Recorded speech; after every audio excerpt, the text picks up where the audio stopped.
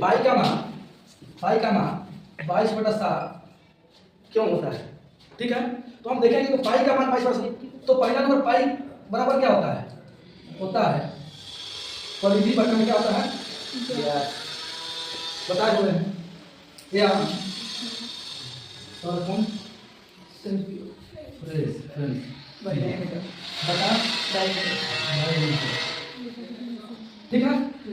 तो अगर मान लिया जाए एक हम वृत्त का गोला बना रहे हैं, इसको क्या बोलते हैं? नहीं, इसको ये जो लाइन खींच रहे हैं इसको बोलते हैं परिधि।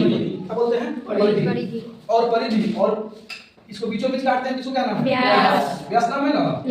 तो यानी कि परिधि को बीचों बीच काटना है व्यास, और पाई बराबर क्या होता है? परिधि बटा में व्यास। तो ये होता क्या है?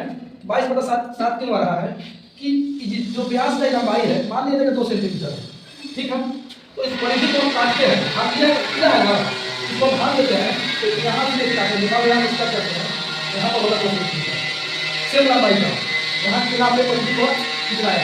अगर फिर यहाँ से यहाँ काटेंगे तो क्या होगा? 2 सेंटीमीटर। फिर यहाँ से यहाँ काटेंगे तो इतना जो क्या है बच गया। अब समझ रहा है, यानी जो व्यास का लंबाई है पूरा हम परिधि के काट रहे हैं, तो जो इतना होगा तो क्या है? 2 सेंटीमीटर। एक व्यास हो गया, 2 व्यास हो गया, 3 व्यास का लंबाई बराबर हो गया ना, इतना टुकड़ा बच जाएगा। चलिए जैसे छोटा भी बीज लेते हैं, इससे छोटा बीज, तो मान लो इसका लेते हैं क्या? व्यास है 1 सेंटीमीटर। क्या टोटल व्यास क्या है? 1 सेंटीमीटर।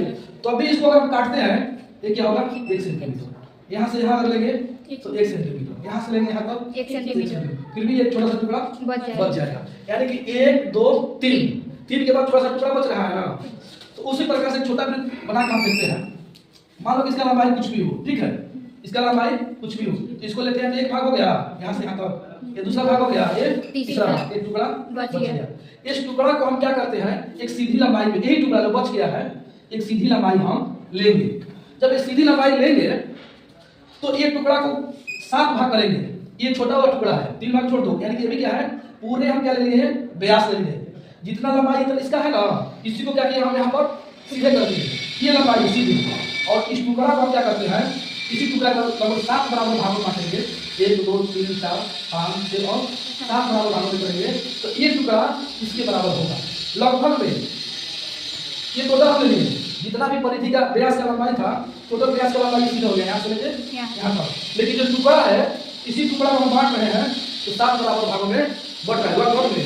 अगर नहीं 8 बराबर भाग में कर रहे हैं ना, तो ये क्या हो जाएगा? थोड़ा सा बड़ा हो जाएगा, या थोड़ा सा बढ़ा रहे हैं इसी लंबाई को।